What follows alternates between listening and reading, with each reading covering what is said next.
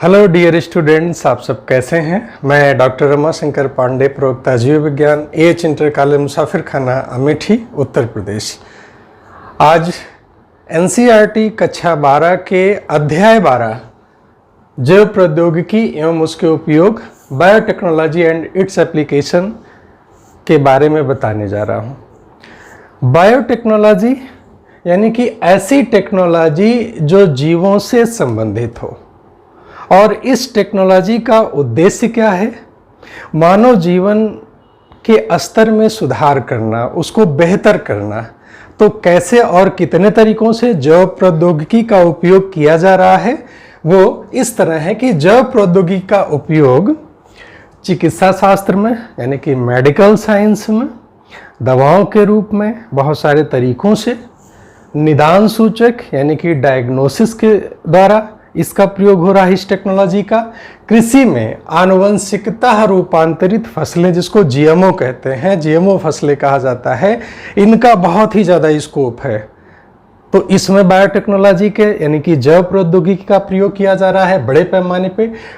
संसाधित खाद्य यानी कि प्रोसेसिंग फूड को जब प्रोसेस करते हैं, उसको तोड़ने के बाद जब उसको संसाधित करते हैं, तो उसमें भी बायोटेक्नोलॉजी का प्रयोग करके कैसे ज़्यादा समय तक और बेहतर उपयोग में लाया जा सके इस फील्ड में।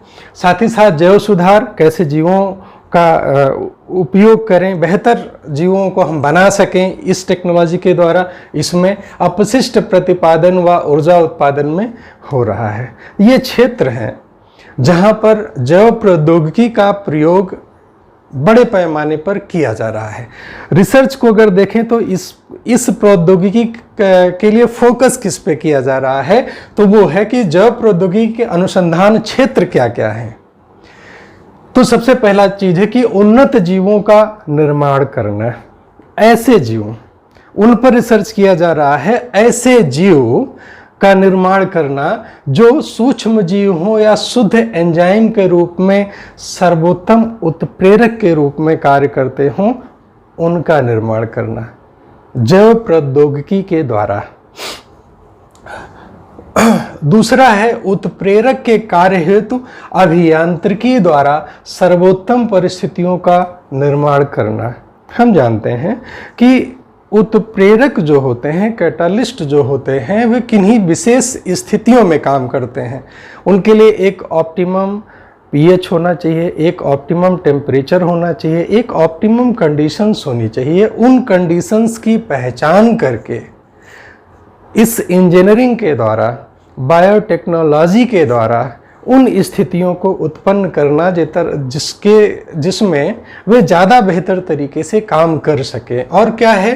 अनुप्रवाह प्रकरण तकनीक का प्रोटीन कार्बनिक यौगिक के शुद्धिकरण में उपयोग करना।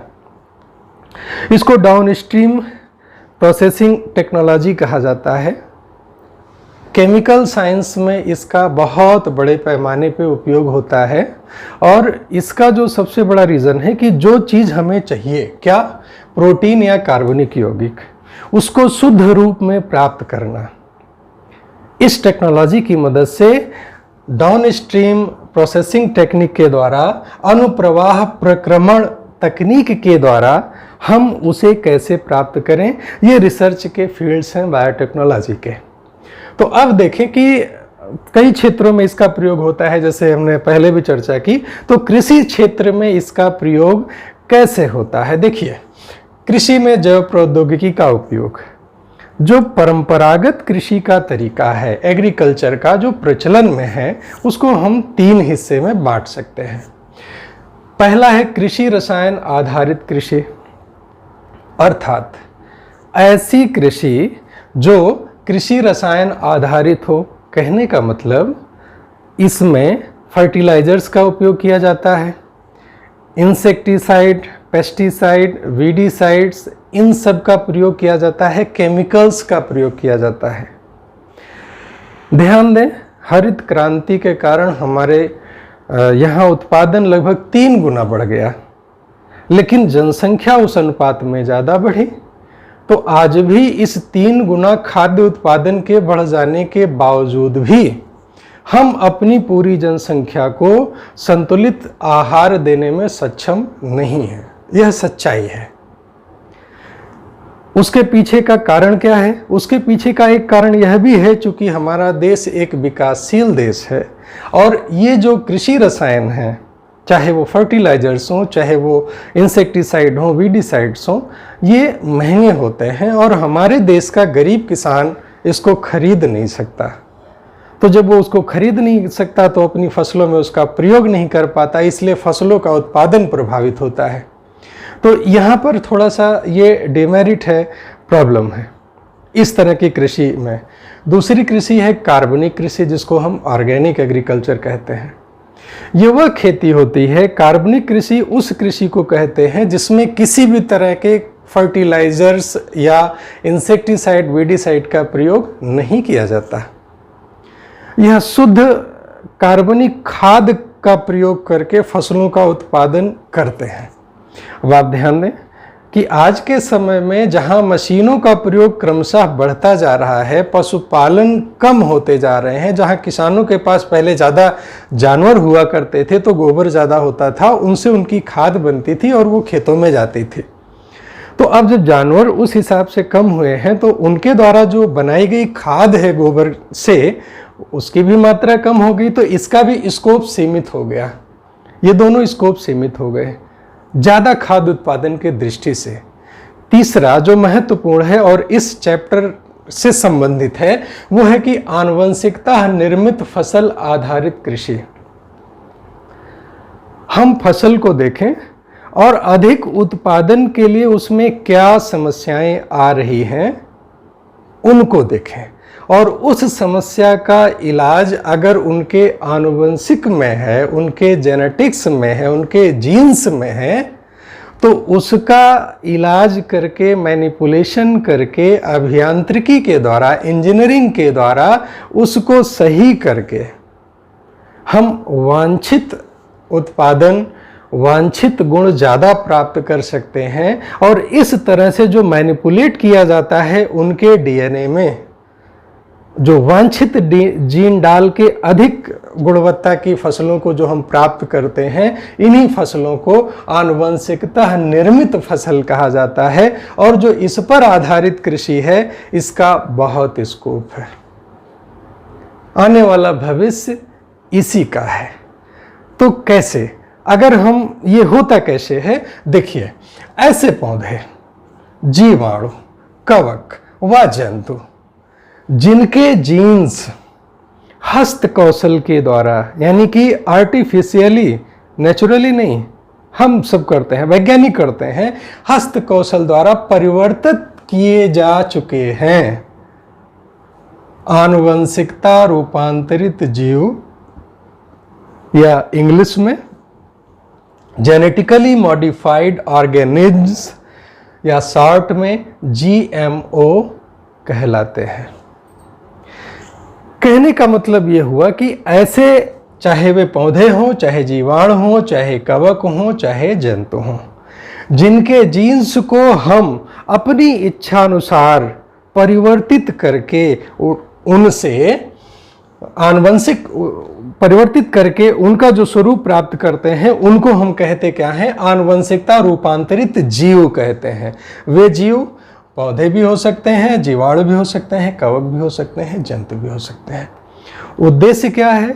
हम मनुष्यों को ज़्यादा से ज़्यादा लाभ लेना इसके माध्यम से। तो और कैसे होता है ये? आनुवंशिक रूपांतरण जीव जब बन जाते हैं तो उनसे लाभ क्या होता है, क्या क्या कंडीशंस होती हैं? तो देखिए, ऐसी जो फसलें होती हैं जिनको हम जीएमओ फसलें कहते हैं, जेनेटिकली मॉडिफाइड ऑर्गेनिज्म कहते हैं, इनसे क्या होता है, ये नया किस तरह होता है, अलग किस तरह होता है? तो देखें, अजैव प्रतिबलों जैसे अधिक ठंडा, सूखा, या ऐसी ज़मीन जिसमें ज़्यादा नमक हो, लवणीय ज़मीन, या अधिक ताप, इन सब के प्रति अधिक सहिष्णु फसलों का निर्माण होता है इस टेक्नोलॉजी के द्वारा, बायोटेक्नोलॉजी के द्वारा। हम पहचान करते हैं ऐसी फसलों का जो इन कंडीशंस में रह सकती हैं और जिस जीन्स के कारण वह ऐसा कर पाती हैं उस जीन्स को हम प्राप्त करके उन पौधों में डाल देते हैं जो इनको बर्दाश्त नहीं कर पाती हैं, लेकिन उनका उत्पादन अधिक होता है। तो ऐसी फसलों को हम जीएमओ फसल कहेंगे। दूसरी चीज, रासायनिक पीड़क नाशकों पर कम निर्भरता हो जाती है। जो जीएमओ फसलें होती हैं उनमें किसी भी तरह का पेस्टिसाइड डालने की कोई आवश्यकता नहीं होती, पीड़कनाशी का प्रयोग नहीं होता है। क्यों? क्योंकि ये स्वयं पीड़क को मार देते हैं, पेस्ट्स को मार देते हैं। जैसे बीटी कॉटन है, बीटी टमाटर है, बीटी बैगन है, बीटी आलू है, बीटी सोयाबीन है, इनको खाते ही कीड़ा मर जाता है। इसलिए इस पे कीड़ों को मारने के लिए कोई दवा का प्रयोग नहीं करना पड़ता, इसलिए ये पीड़कनाशी प्रतिरोधी फसलें होती हैं। इसलिए इसमें पीड़कनाशी का प्रयोग नहीं किया जाता। इसके बाद कटाई पश्चात होने वाले नुकसानों को भी कम करने में सहायक होता है। कुछ फसलें ऐसी होती हैं जो काटने के बाद अधिक समय तक उसको हम संरक्षित नहीं कर पाते। टमाटर की बात करें, सब्जियों की बात करें तो टमाटर है जल्दी खराब हो जाता है, लेकिन जो जीएमओ टमाटर होता है वो अधिक समय तक ताज़ा बना रहता है, पकने के बाद जल्दी खराब नहीं होता है। तो उन जीन्स की पहचान करके जिनके कारण वह पक कर जल्दी खराब होता है उसमें बदलाव करके ऐसा कुछ करें कि अधिक समय तक हमारे लिए लाभदायक हो। तो खाद्यान्न जो भी हमारे हैं, खाने की चीज़ें हैं, अन्न है, सब्जियां हैं, उनका हम बाद में जो है कटाई के पश्चात होने वाले नुकसान को भी कम कर सकते हैं, कम करते हैं। ठीक है। इसके बाद पौधों द्वारा खनिज उपयोग क्षमता में वृद्धि। हमारी जो जमीन में मिनरल्स होते हैं उसमें या तो किसी खनिज का ज़्यादा उपयोग होता है, किसी का कम होता है। हम ऐसी फसलों का, ऐसे जीएमओ फसलों का निर्माण करें जो बैलेंस तरीके से खनिज का प्रयोग करें और उस मिट्टी को खराब होने से भी बचा सकते हैं, या खराब मिट्टी में भी वे अन्न उत्पादन कर सकने में सक्षम होते हैं। हम ऐसी फसलों का निर्माण कर सकते हैं इसके द्वारा। और खाद्य पदार्थों के पोषणिक स्तर में वृद्धि, ये बड़ी खास बात है। उत्पादन तो बढ़ गया, लेकिन उसका जो न्यूट्रिशन वैल्यू है, जो पोषणिक स्तर है, वो भी अच्छा होना चाहिए। अगर ऐसा नहीं हुआ तो वह भोजन हमारे किस काम का? तो इसका सबसे बढ़िया उदाहरण है गोल्डन राइस। गोल्डन राइस वह जीएमओ राइस होता है, धान होता है, जिसमें विटामिन ए की प्रचुर मात्रा पाई जाती है। और जहाँ पे आँखों से संबंधित बीमारियाँ ज़्यादा होती है, वहाँ के लोगों को अगर यह राइस खाने को मिलता है तो उनकी आँखें अपने आप स्वस्थ रहती हैं, अच्छी रहती हैं। क्यों? क्योंकि इस गोल्डन राइस में प्रचुर मात्रा में विटामिन ए पाया जाता है, जो कि एक जीन्स को उसके अंदर डालने के बाद ऐसा संभव हो। उसका रंग जो है वो थोड़ा पीला होता है, इसलिए गोल्डन कलर का होता है, इसलिए इस राइस को गोल्डन राइस नाम दिया गया। तो आगे बात करते हैं। जैसे हमने बात किया कि इन सब को पीड़कनाशी की आवश्यकता नहीं होती है। क्यों नहीं होती है? क्योंकि इसमें पहले से ही ऐसे जीन्स डाले जाते हैं जो पीड़कों को नष्ट कर देते हैं। तो ये जीन्स कैसे क्या होते हैं, आइए आगे समझते हैं।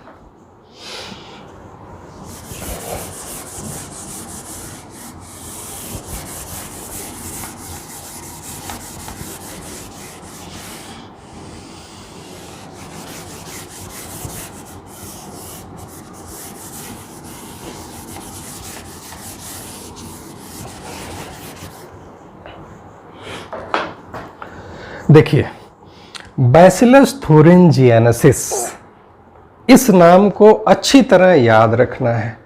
आप बायोटेक्नोलॉजी को भी हम बीटी कह सकते हैं, लेकिन उस बीटी का अर्थ बायोटेक्नोलॉजी नहीं होता है, बल्कि क्या होता है? बैसिलस थुरिंजिएनेसिस। यह क्या है? यह एक बैक्टीरिया है, जीवाणु है। तो इससे क्या होता है? एक जीव विष निर्मित होता है।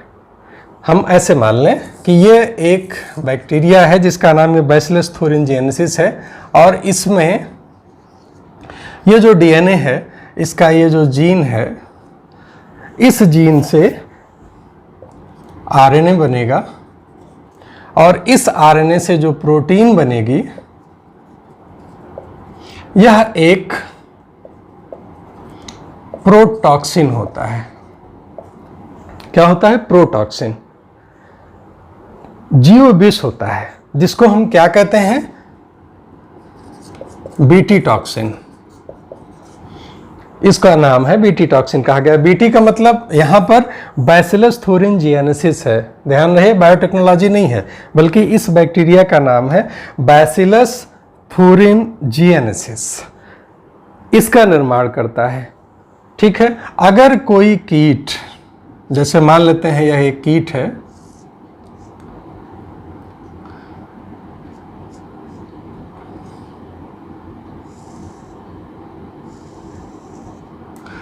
एक इंसेक्ट है,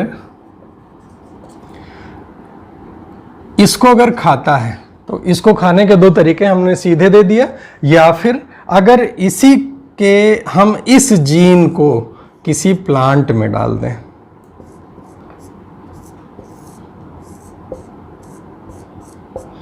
यहां पे डाल दें, और इस कीट को अगर हम ये देखते हैं कि ये इसको खाता है, दोनों तरीके हैं। अगर हम सीधे इस बैक्टीरिया को दे दें, या फिर इस बैक्टीरिया के इस जीन को हम इस प्लांट में डाल दें, तो इस प्लांट में इस बैक्टीरिया के जीन से यह आरएनए बनेगा, फिर प्रोटीन बनेगी, यानी कि यह बीटी टॉक्सिन का निर्माण होगा। किसमें? इस प्लांट में। अब इस प्लांट की पत्तियों को जब यह कीट, लार्वा जो होते हैं कीट के, ये प्लांट की पत्तियों को खाते हैं, तो जब यह कीट इस पत्ती को खाएगा तो यहाँ से दोनों तरीकों से जब ये गया इसके भोजन के रूप में, तो ये तीन हिस्से होते हैं। पहला होता है फोरगट, दूसरा होता है मिडगट, और तीसरा होता है हाइंडगट। इसका मतलब है, फोरगट मतलब जो आगे की आंत का हिस्सा है, अग्र आंत, मिडगट यानी कि मध्य आंत, और हाइंडगट यानी कि पश्चांत्र। तो अब यहाँ पर ध्यान दें कि जब यहाँ पर ये पहुँचता है मिडगट में, तो मिडगट का जो मीडियम होता है वो एल्केलाइन पीएच का होता है। यही खास बात ध्यान देने की है कि ये जो बीटी टॉक्सिन है एक प्रोटीन के रवे के रूप में होता है, और यह जब प्रोटीन का रवा इसके खाने के साथ, पत्तियों के साथ यहाँ मिडगट में पहुँचता है, यहाँ पे ध्यान दीजिएगा कि मिडगट में पहुँचता है, तो मिडगट का जो पीएच होता है वो एल्केलाइन यानी कि क्षारीय होता है। और इस क्षारीय पीएच में यह जो प्रोटॉक्सिन होता है, यानी कि निष्क्रिय रूप में होता है, यह यहाँ पे सक्रिय हो जाता है। कहाँ पे? मिडगट में, इसी मिडगट में। और सक्रिय होने के बाद क्या होता है? सक्रिय होने के बाद यहाँ पर जो इसकी एपिथेलियल मेम्ब्रेन होती है, इसमें छेद हो जाते हैं, लाइसेंस यानी कि छेद हो जाते हैं, पोर हो जाते हैं, और फूल जाती हैं। फूलने के बाद ये नष्ट हो जाती हैं, और इस एपिथेलियम के नष्ट होने के कारण इस मिडगट के यह कीड़ा मर जाता है। आप देखें कि बड़ी आसानी से ये यहाँ पर एक प्रश्न आपके दिमाग में आ सकता है कि क्या कारण है कि यह इस कीट के लिए तो खतरनाक है, लेकिन इसके लिए या इसके लिए हानिकारक नहीं है, तो क्यों? इस प्लांट के लिए और इस बैक्टीरिया के लिए, बैसिलस thuringiensis के लिए यह प्रोटॉक्सिन हानिकारक नहीं है, क्यों? तो उसका उत्तर यह है कि यह इनएक्टिव फॉर्म में होता है, पहले निष्क्रिय रूप में होता है, और जब यह कीट इसको खाता है तो यहाँ के मिडगट में, मध्य आंत्र में एल्केलाइन पीएच होने के कारण, ये क्षारीय पीएच होने के कारण यह सक्रिय हो जाता है, और सक्रिय होने के फलस्वरूप मिडगट की जो एपिथेलियम होती है इसमें पोर्स बन जाते हैं, छेद बन जाते हैं, और यह फूल कर नष्ट होने लगती है, जिसके कारण यह कीट, यह जीव मर जाता है। तो इस प्रकार एक तरह से बिना कीटनाशक का प्रयोग किए हुए ये मर जाते हैं। तो इनका प्रयोग कैसे होता है, जैसे लेपिडोप्टेरान्स, जैसे tobacco budworm and army worm, ये नष्ट होते हैं इस तरीके से। कोलेप्टेरान्स जैसे बीटल्स जिनको भृंग कहा जाता है, वे भी इसी तरीके से मर जाते हैं। और डायप्टेरन्स जिसमें फ्लाइज और मॉस्किटो भी आते हैं, ये मर जाते हैं। तो ये जो जीन होता है, इस जीन को क्या कहते हैं, तो इस जीन को क्राई जीन कहते हैं। क्या कहते हैं? क्राई। ऐसे समझिए जब ये खाता है तो क्राई मतलब चिल्लाने लगता है, तो क्राई जीन हम याद कर सकते हैं। तो ये क्राई जीन अलग अलग कीटों के लिए अलग अलग होते हैं, स्पेसिफिक होते हैं, यानी कि एक ही जीन सभी को नहीं मारता, स्पेसिफिक होते हैं। तो कैसे? देखिए, दो कीटों का यहाँ पे उल्लेख किया गया है एनसीईआरटी में। एक है कॉटन बॉलवर्म जिसको कपास मुकुल कृमि कहते हैं हिंदी में, और दूसरा है कॉर्न बोरर जिसको कि मक्का छेदक या मक्का बेधक भी कहा जाता है। तो अब नाम इसका चूंकि कॉटन बॉलवर्म लंबा है थोड़ा सा इसकी तुलना में, कॉर्न बोरर की तुलना में, इसलिए इसके दो हैं, क्राई 1 है, क्राई 2 है। और इसका थोड़ा छोटा है तो इसे एक ही है, क्राई 1 ही है। आपको याद करने के लिए एक ट्रिक हम देते हैं कि कॉटन बॉलवर्म्स, कॉटन यानी कि ऐसा समझिए कि उसने रजाई ओढ़ रखी है। कॉटन रजाई जो है वो कॉटन की बनी होती है ना, रजाई ओढ़ रखी है तो उसको गर्मी लग रही है, और गर्मी लग रही तो उसको क्या चाहिए? एसी चाहिए। क्या चाहिए? एसी चाहिए। तो क्राई 1 एसी ये जीन किसको मारने के लिए है? कॉटन बॉलवर्म्स को, यानी कि कपास मुकुल कृमि को मारने के लिए है। और दूसरा क्या है? Cry 2 AB. और इसका क्या है? कॉर्न बोरर का क्राई 1 एबी। तो हम ऐसे याद कर सकते हैं कि हमने क्या लिखा? Cry cry cry. ये बड़ा है तो इसको हमने फर्स्ट कर दिया, इसको हमने सेकंड कर दिया, और इसको एक ही है तो फर्स्ट ही कर दिया। तो फर्स्ट का हमने क्या किया? जो कॉटन बॉलवर्म्स है ये रजाई ओढ़ के रखा है तो इसको क्या चाहिए? एसी चाहिए। तो क्राई 1 एसी हो गया, और इसको क्या है? ये ए बी है और ये भी ए बी है। So simple. इस तरह से हम इसको याद कर सकते हैं, और याद करना इसका बड़ा ज़रूरी है। आपको ध्यान दे के इसको याद रखना है। तो cry 1 AC for cotton bollworms and cry 2 AB for cotton bollworm, and corn borer के लिए, मक्का छेदक कीट के लिए ये जो जीन होता है क्राई 1 एबी, ये होता है, इसको मार देता है। और प्रक्रिया मैंने जैसे बताया कि इसी जीन को इसमें ट्रांसफर कर देंगे, और ये जीन उसी प्रोटीन का निर्माण करेंगे जो उस कीट को मार देगा। इसलिए हमें पीड़कनाशी की कोई आवश्यकता नहीं होगी। इस तरीके से बीटी कॉटन तैयार किया गया। कॉटन में ये बॉलवर्म्स बहुत ज़्यादा नुकसान करते थे, बहुत ज़्यादा। तो बीटी कॉटन जो तैयार हुआ उसकी फसल का उत्पादन कई गुना बढ़ गया।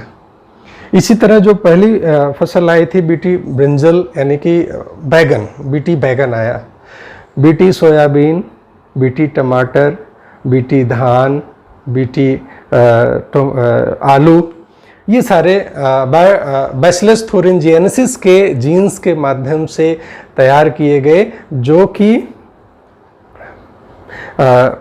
पीड़कनाशक होते हैं। इसी तरीके से वो तमाम पेस्ट को मार देते हैं।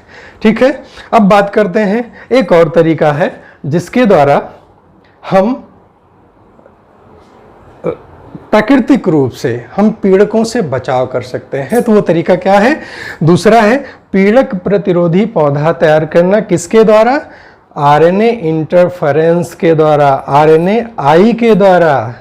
ध्यान रहे, आरएनए आई। तो ये कैसे होता है? एक निमेटोड होता है जिसे मिलाडेगाइन इनकॉग्निशिया कहते हैं। एक निमेटोड होता है जो किसको संक्रमित करता है? तंबाकू की जड़ों को संक्रमित करता है।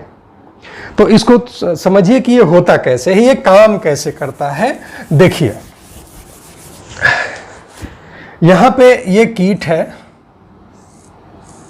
कौन सा कीट है? यही है, मिलाडेगाइन इनकॉग्निशिया। किसको संक्रमित करता है? तंबाकू की जड़ों को संक्रमित करता है। ठीक, तो इसका क्या करते हैं कि इसमें इसी का ले लेते हैं। इसमें एक सेल है, सेल के अंदर इसके डीएनए है और डीएनए से इसका आरएनए बनेगा, आरएनए से प्रोटीन बनेगी। ठीक, ये आरएनए सिंगल स्ट्रैंडेड होता है। यहाँ पे ही ध्यान दीजिएगा क्या करते हैं इसमें। ये जो प्रोटीन है ये इसकी क्रम के लिए बहुत ज़रूरी है। ये प्रोटीन, जाहिर है कि ये प्रोटीन बनेगी तो आरएनए से बनेगी, और आरएनए किससे बनेगा? डीएनए से बनेगा। इसमें करते क्या है कि आरएनए सिंगल स्ट्रैंडेड होता है प्राकृतिक रूप से, लेकिन इस सिंगल स्ट्रैंडेड का एक कंप्लीमेंट्री तैयार करके इसको डबल स्ट्रैंडेड आरएनए में कन्वर्ट कर देते हैं, डबल स्ट्रैंडेड आरएनए।